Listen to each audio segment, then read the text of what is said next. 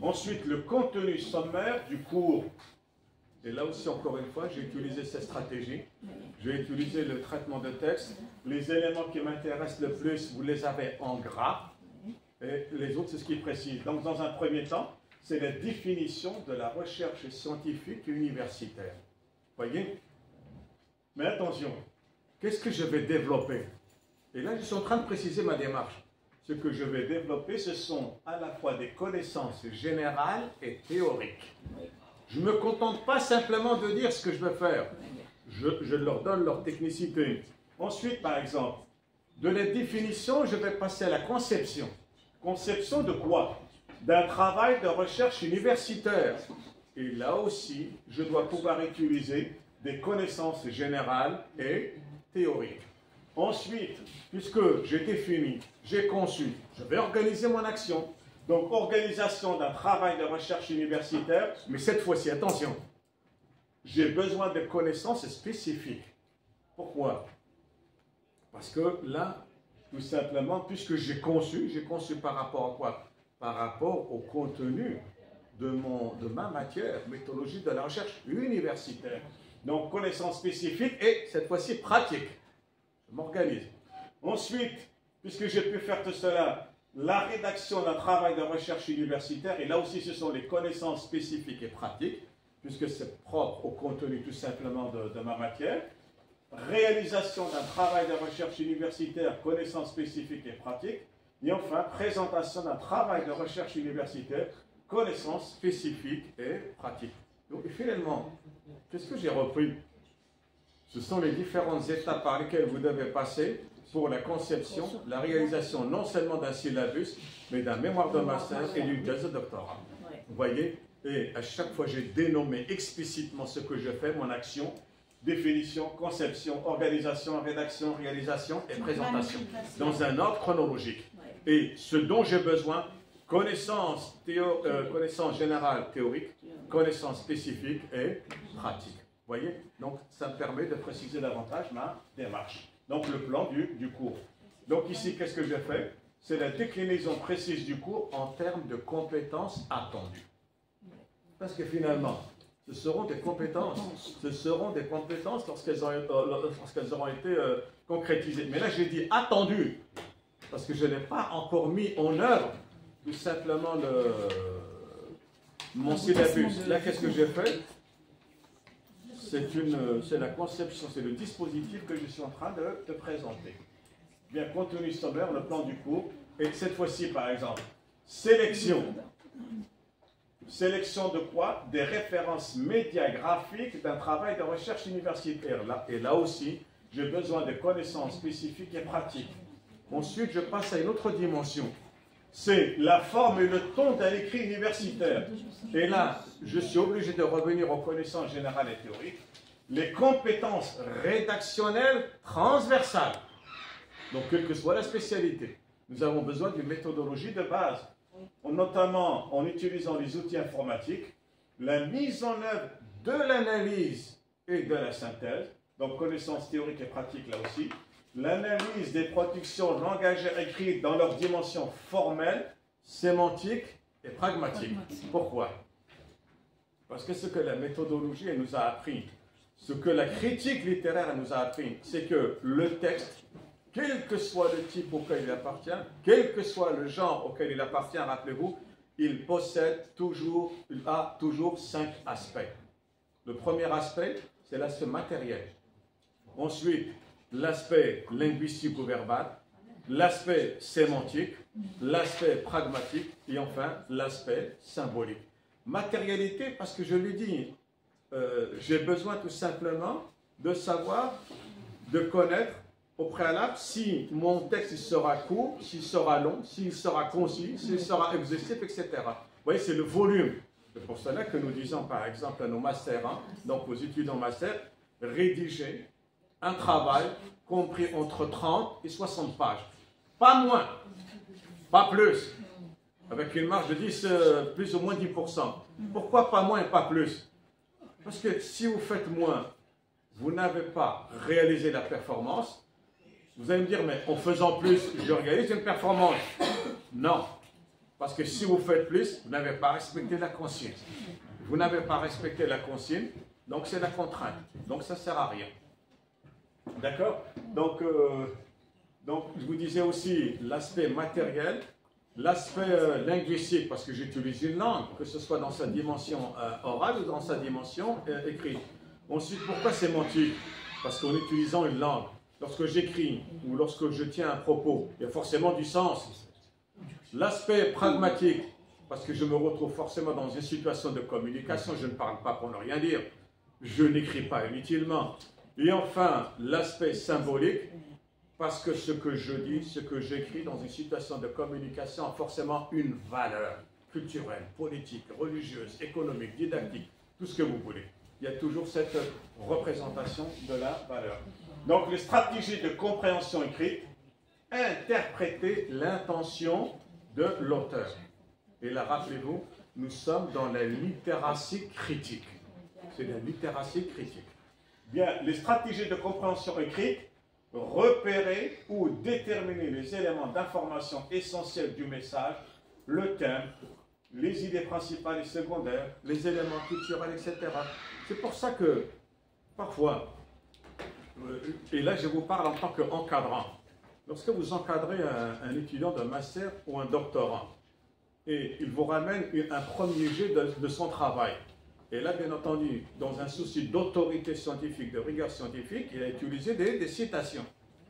Les questions que vous devriez leur poser, pourquoi lors de la dernière réunion, je vous ai dit, qu'est-ce que vous faites concrètement lorsque vous recevez vos étudiants?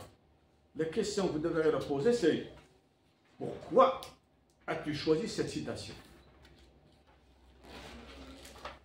Pas simplement pourquoi. Comment tu as été capable de choisir cette citation? Selon quels critères? Intuitivement comme ça? Non, il faut savoir pourquoi. Vous allez dire, parce que ça m'a plu. D'accord, mais derrière le fait que ça t'a plu, sur quels critères reposait le choix de cette citation? C'est afin de leur permettre de prendre conscience d'eux-mêmes. Vous voyez, il y a tout un travail qu'on doit faire. Oui. Une troisième question que l'on devrait poser, c'est bien d'où est-ce que vous avez ramené cette citation? Parce que les étudiants ne savent pas comment insérer des citations et également il n'y a pas une honnêteté, si vous voulez. Le problème, c'est la première question que je pose, parce qu'ils ne savent pas de battre de bas de page, ils trouvent généralement les citations des autres. Mais là, ça concerne beaucoup plus le référencement. C'est-à-dire la manière de référencer. La manière de référencer, elle est fondamentale parce que tout simplement pour éviter le plagiat, les accusations de plagiat, donc dans un souci d'éthique et de déontologie, mais attention. Vous savez qu'en arabe, ils font la différence, mais en français, on ne fait pas tellement la différence. En arabe, ils ont ce qu'ils appellent le masadr ou le maraja. Donc les sources et les références. En français, nous avons écarté le terme source, nous n'avons gardé que référence. Et pourtant, c'est essentiel. Pourquoi? Parce que lorsque nous parlons de source, soit vous avez une source primaire, c'est-à-dire que c'est le document tel qu'il a été rédigé par son véritable auteur, soit c'est une source secondaire, donc c'est quelqu'un qui a écrit sur ce que l'auteur a lui-même écrit, soit carrément une source tertiaire, vous voyez, donc dans les catalogues, etc., les albums, dans un souci de vulgarisation. Mais parfois, on le dit, hein, la priorité est accordée aux sources primaires. Mais n'oubliez pas, il y a une autre réalité, c'est que surtout dans le domaine des sciences humaines, par exemple, telles que la philosophie, il y a beaucoup de textes de sources primaires qui sont hermétiques. Vous ne pouvez pas les comprendre. Vous n'avez pas les compétences nécessaires et suffisantes pour les comprendre. Donc vous êtes obligé de vous rabattre sur une source secondaire. Et lorsqu'on parle de source secondaire, ça devient une référence. Non pas parce que tout simplement le document il n'est pas accessible, ce qui n'est pas toujours le cas. Hein. Il y a des documents qui existent mais auxquels on ne peut pas accéder. Donc je suis obligé de me rabattre sur la source secondaire. Parce que tout simplement, il y a un phénomène de transposition didactique, il y a un souci de vulgarisation. Et c'est parce que j'ai compris ce texte second pour que je puisse à la rigueur, grosso modo, approcher le texte premier, qui n'est pas toujours à ma portée. Donc c'est des choses auxquelles on doit vraiment faire attention. Donc c'est la déclinaison précise du cours en termes de compétences attendues, mais attention, de prise de conscience. Pourquoi? Parce qu'à chaque fois, ce que nous recherchons, c'est la véritable autonomie. Le fait d'être capable de penser par soi et de produire sa propre pensée. Donc, et tout cela en respectant une démarche réflexive. Je réfléchis sur ce que je fais et donc alterner théorie et exercice pratique. Pas simplement de la théorie, pas uniquement de la pratique. Un équilibre entre les deux. Bien, le calendrier du cours. Le calendrier du cours, donc vous avez les semaines, vous avez la date, objectif, les activités et le travail préalable. Mais attention, qu'on s'entende bien. C'est à titre indicatif dans votre syllabus. Parce que tant que vous n'avez pas concrétisé ou réalisé la chose, vous ne pouvez pas honnêtement avoir une idée précise. Ah oui, vous ne pouvez pas avoir une idée précise. C'est pour cela qu'à la rigueur, puisque nous mettons nos syllabus sur Moodle ou sur la plateforme, il est intéressant chaque fois de corriger, de reprendre. Donc le syllabus, finalement, il n'est pas définitif. Il est temporaire, à titre indicatif. Parce que nous devons avoir, et c'est ce que nous constatons par exemple, lorsque nous proposons une formation en doctorat, formation doctorale, nous avons un cahier des charges. Pour le cahier des charges, on nous dit de mentionner par exemple les axes, les titres des futurs sujets de doctorat. Mais qu'est-ce que nous faisons en première et deuxième année de doctorat? Nous essayons d'affiner davantage les sujets, de les peaufiner davantage. Pour quelle raison? Parce que nous constatons qu'il aurait fallu davantage de réflexion. Donc c'est uniquement à titre indicatif. Ici, donc, en termes de semaines, première semaine, deuxième semaine, troisième semaine, quatrième, s'il vous plaît, encore une fois, juste un petit rappel. Première, ce n'est pas ERE, c'est RE. Même si vous voyez ERE partout, c'est des erreurs. Dû à l'usage, fautif tout simplement. Deuxième, ce n'est pas E, c'est E. Des fois, on trouve le E uniquement. E, c'est pour deuxième, troisième, quatrième. RE, c'est pour premier ou première. Ok, donc ER pour premier. Ensuite, les dates. Bon, vous allez me dire, mais comment est-ce que j'ai pu mettre ces dates-là? Bon, ces dates-là, en fait, elles correspondent à chaque dimanche. Ouais. C'est les dimanches. Bon, vous, si c'est lundi, vous mettrez notre date. Si c'est mardi, c'est une autre date. Moi, je trouve que ces dates-là, donc le 24 septembre, le 1er octobre, le 8 octobre, le 15 octobre, etc. Et mes objectifs, donc dans un premier temps, première semaine définir, deuxième semaine concevoir, troisième semaine à la fois organiser et s'organiser. Puisque je m'organise moi, donc c'est l'aspect pronominal de la chose, et puis ils organisent eux. Et en fait, rédiger. Pardon? Tout dépend aussi du module. Ça module. dépend du module, ça dépend de la matière. Encore une fois, c'est on peut avoir les mêmes objectifs, deux, trois objectifs dans la même... Ça dépend comment est-ce que vous vous êtes organisé. Voilà. Exactement. Bien entendu, les activités, lecture appliquée, et là, qu'est-ce que j'ai dit? À travers des textes. Ensuite, exercice, et là, en particulier, qui porte sur la schématisation. Exercices, mais cette fois-ci qui vont porter sur la planification, exercices variés à travers des textes. Et puis le travail préalable, je leur donne des lectures à faire. Lecture, ou alors c'est carrément de la préparation. Et je prépare tel aspect. Et là, vous voyez, pratiquement jusqu'à la 13e semaine. Hein, jusqu'à la 3e semaine. Tout à l'heure... non, mais c'est un titre indicatif. Hein, c'est un titre indicatif. Et à chaque fois, j'ai un objectif pour moi. Donc, réaliser, présenter, sélectionner, analyser, synthétiser, interpréter, repérer, réfléchir. Et donc, exercices variés à travers des textes. Et enfin, discussion, échange à travers des textes. Et bien entendu, préparation, ou alors en même temps, lecture-préparation. Vous voyez? Mais là, c'est à vous la prise de conscience que vous avez de vos propres contenus. Donc, c'est encore une fois à titre indicatif. Et la démarche pédagogique. La démarche pédagogique, ici, par exemple, ce sont les repères que nous avons. Donc, c'est des cours en présentiel. Donc, le volume horaire 45 heures, voilà. Pardon. La démarche pédagogique, pourquoi est-ce qu'elle est intéressante? Parce qu'en vérité, elle représente à la fois une préparation physique et psychologique. Et c'est en même temps une organisation de l'espace et du temps. Ok? Psychologique, temps, physique, espace. Pourquoi? Parce que si je suis en présentiel, C'est-à-dire que physiquement, je suis là. Et si je suis là, j'occupe une portion de l'espace. Si c'est... j'occupe une portion de l'espace. Si vous êtes dans un vaisseau spatial, vous savez, les réserves d'oxygène risquent d'être épuisées. Voilà, vous êtes dans un sous-marin. Donc vous devez en tenir compte. D'ailleurs, c'est pour ça que des fois vous ouvrez les fenêtres. Bien. Et donc psychologique, parce que c'est temporel, tout simplement. Vous voyez, donc à distance, etc. Donc tenir compte du volume horaire. Donc les modalités d'évaluation, là aussi, vous devez les préciser. Pourquoi? Parce que c'est intéressant. Les étudiants, ils savent déjà à quoi s'attendre. Par rapport à la démarche aussi. Oui, par rapport à... C'est toujours un lien. C'est toujours par rapport à la démarche. Voilà. Attention. Quand on est en présentiel, on n'évalue pas. Par rapport au Canva aussi. Par rapport au Canva. Tels qu'ils ont été soumis par les conférences régionales, conférences nationales et les CPN, n'oubliez pas. Je vous l'ai dit tout à l'heure, nous sommes dans une démarche institutionnelle. En ce qui concerne par exemple le volume horaire, ce n'est pas nous qui en avons décidé.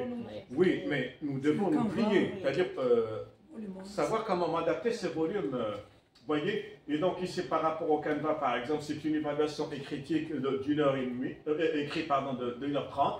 C'est l'examen terminal pour 50%, et puis l'évaluation continue en TD, 50%. Ça pourrait être aussi des exposés. 60%. Les premières années. Oui, oui. Ça pourrait... Non, je vous dis, là, ça dépend des matières. Ça dépend des matières. Ça pourrait être des QCM, hein, et ça pourrait être autre chose aussi. C'est à vous de le préciser. C'est toujours à titre indicatif. Mais ce qui m'intéresse en particulier, chaque fois je le mets en gras. S'il vous plaît, qu'on s'entende bien sur cette affaire d'exposé. Une fois pour toutes. Normalement, lorsque vous demandez à vos étudiants de présenter un exposé qui consiste à présenter un travail. Mais un exposé ne consiste pas à lire le travail. Un exposé réellement, c'est ce que je suis en train de faire, c'est-à-dire vous donner les informations les plus importantes, les informations principales, et tout ce qui est secondaire viendra au cours du débat. Il ne s'agit pas de lire de A à Z. Et s'il vous plaît, en tant qu'enseignant, lorsque vos doctorants ont présenté leur exposé, vous n'êtes pas dispensé d'un positionnement critique. Ça ne vous dispense pas de faire aussi votre équivalent court. Parce que l'exposé n'aborde qu'un aspect, de manière plus ou moins superficielle, surtout avec les licences ou alors avec les masters. Donc vous devez compléter ce travail et non pas tout simplement vous contenter. Donc les exposants, les gens qui vont exposer, ils donnent simplement les informations générales pour vous inciter tout simplement à les interroger. Et donc un exposé, ce n'est pas de la lecture. Si vous voulez faire de la lecture, pourquoi pas, dans un premier temps, mais au moins que ce soit de la lecture expressive, c'est-à-dire qui va leur permettre de travailler leur intonation de la langue, leur débit, je veux dire la prononciation, l'accentuation, que ça devienne un exercice de phonétique et en même temps de phonologie. Vous voyez? Bien, donc ce sont des repères. Là aussi, encore une fois, c'est une préparation physique et psychologique, c'est l'organisation de l'espace et du temps. Et puis, la bibliographie indicative. Vous voyez? Elle est indicative. Bon, là, ça dépend. Est-ce que vous avez adopté le référencement APA, Amela, Chicago, Turabian, Harvard, 3E, etc. C'est ce que vous voulez. Donc, repères plus des... C'est à la fois des repères, mais en même temps, c'est des ressources. S'il vous plaît. Documents existants, véritablement disponibles et réellement accessibles. Ne faites pas comme font certains. Ils cachent leurs documents, ressources. Pourquoi? Pour avoir soi-disant le monopole sur leurs étudiants. Ou alors ils leur donnent des documents, des références auxquelles ils ne peuvent pas accéder. Donc s'il vous plaît, documents existants, véritablement disponibles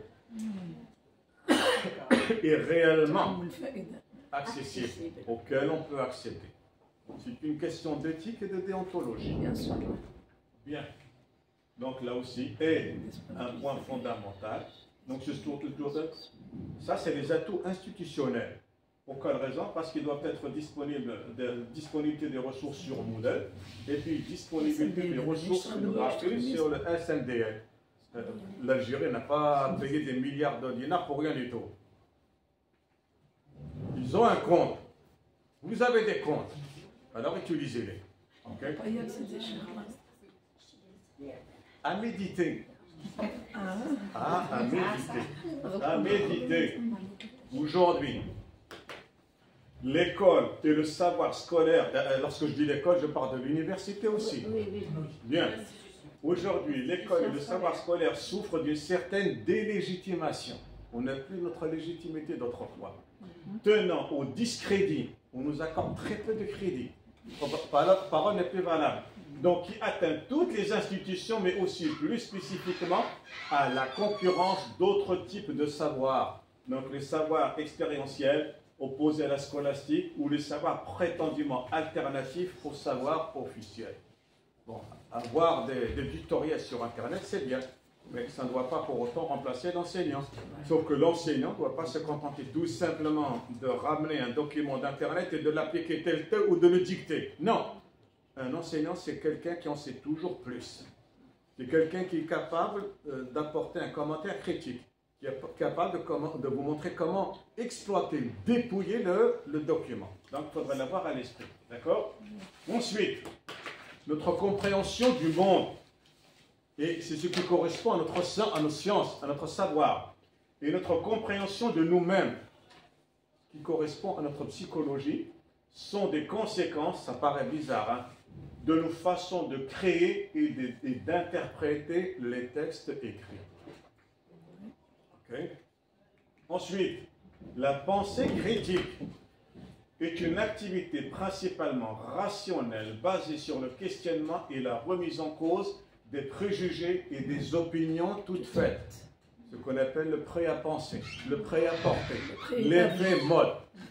Elle nécessite l'exercice de la raison, donc quoi? La maîtrise du langage, de l'argumentation et de la conceptualisation.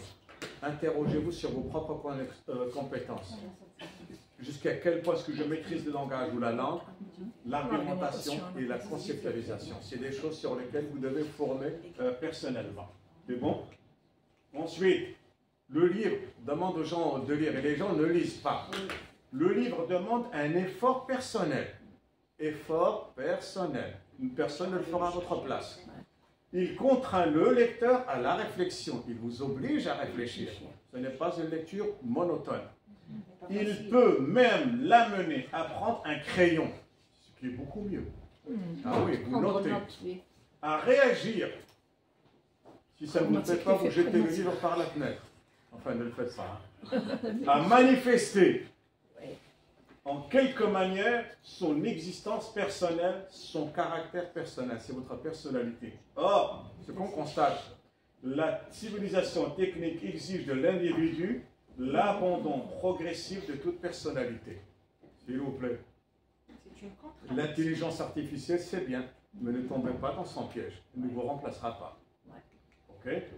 La littératie critique est le terme utilisé pour désigner un aspect particulier de la pensée critique.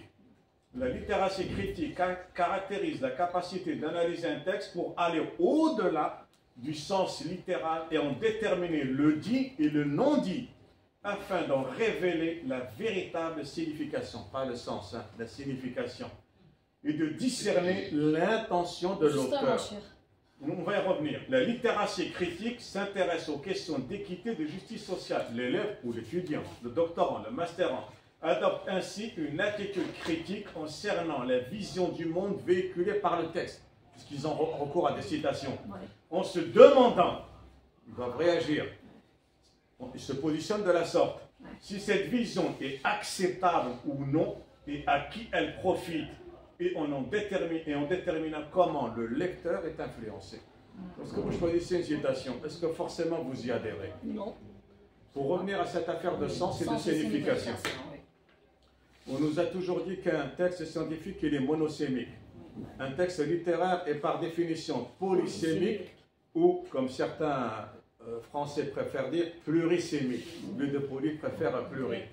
Bien, la critique littéraire, qu'est-ce qu'elle nous a appris? Elle nous a toujours appris qu'un texte, en fait, ne possède qu'un seul sens. Celui qui correspond au projet d'écriture. celui qui est conforme à l'intention tout simplement de l'auteur. Sauf qu'un texte possède une multitude de significations, ou si vous préférez, entre guillemets, c'est le sens ou l'essence qu'apportent les lecteurs, le lectorat. Et n'oubliez pas ce qu'avait dit Michel Tournier. Dans Le vol du vampire, un texte, c'est un vampire. Qu'est-ce qu'il va faire? Il va sucer la substance de votre intelligence, et lorsqu'il vous a épuisé, il va sucer celle d'un autre lecteur. C'est ce qu'on appelait le vol du vampire. Vous voyez? Donc ne vous faites pas mordre comme cela. Bien. Une réflexion de Goethe, elle est extraordinaire. Il a dit qu'il y a quand même il y a beaucoup de temps déjà. Et je pense que c'est l'attitude que nous devrions avoir, en tout cas en tant qu'enseignant universitaire. Je rencontre de temps en temps un jeune homme chez lequel je ne voudrais rien changer. Posez-vous les questions. Est-ce que vous voulez changer quelque chose chez vos étudiants? Doctorant ou master 1? Répondez à la question pour vous-même. Je rencontre de temps en temps un jeune homme chez lequel je ne voudrais rien changer. Mais, opposition forte, j'éprouve un sentiment pénible en voyant tant de jeunes gens disposés à se laisser entraîner par le torrent du siècle. Technologie, effet de mode, prêt à penser. Et je ne me lasserai pas, c'est un engagement, de faire remarquer que des rames, votre intelligence, votre affect, votre intellect, votre cursus universitaire, votre culture générale, que des rames ont été mises entre les mains de l'homme, et on parle de l'espèce ici, l'humain, dans sa barque fragile, afin qu'il ne s'abandonne pas aux caprices des vagues, à la fameuse post-vérité, mais se laisse gouverner par sa raison. C'est extraordinaire, n'est-ce pas? C'est extraordinaire ce qu'avait dit Goethe à l'époque. Et puis, n'oubliez pas une chose aussi. L'évaluation n'a jamais été aussi présente dans nos vies quotidiennes. On évalue tout. En tant qu'enseignants et chercheurs, nous sommes cernés par des dispositifs d'évaluation sous toutes les formes. À certains moments, nous sommes les évaluateurs. Et à d'autres, nous sommes les évalués. Si nous sommes les évaluateurs dans la pédagogie en tant que formateurs, en tant qu'enseignants, nous sommes les évalués en tant qu'enseignants. Donc, s'il vous plaît, il faudrait toujours avoir à l'esprit cette idée, cette balance, ce balancement. Nous sommes des évaluateurs et nous sommes des évalués. D'ailleurs, au plan de la méthodologie, c'est la différence fondamentale, essentielle qu'il y a entre la méthodologie des sciences humaines et sociales et la méthodologie des sciences et techniques. Dans la méthodologie des sciences et techniques, un objet d'étude restera toujours un objet d'étude. Dans les sciences humaines et sociales, aujourd'hui, c'est moi qui évalue, qui fait la recherche. Je suis plutôt sujet. Demain, c'est moi qui risque d'être objet. C'est moi qui risque d'être étudié, d'être observé par quelqu'un d'autre. Donc, vous voyez, en sciences et techniques, l'objet restera toujours objet. Une pierre ne viendra jamais vous étudier. Un animal ne viendra jamais vous étudier. Mais lorsque nous sommes dans le cas des sciences humaines, en tant qu'être humain, aujourd'hui c'est vous qui observez et qui étudiez, demain c'est vous qui serez observé et qui serez étudié. Donc l'évaluation n'a jamais été aussi présente dans nos vies quotidiennes. En tant qu'enseignants-chercheurs, nous sommes cernés par des dispositifs d'évaluation. À certains moments, nous sommes les évaluateurs, à d'autres les évalués. Nous en sommes à un stade où, à force d'être utilisés tout le temps et en tout lieu, par tout à chacun, selon plusieurs sens et fonctions, le concept scientifique d'évaluation se dilue jusqu'à devenir insaisissable. On ne sait plus c'est quoi l'évaluation. Ne confondez pas évaluation et notation. Et là, vous avez la médiagraphie. Je vous remercie.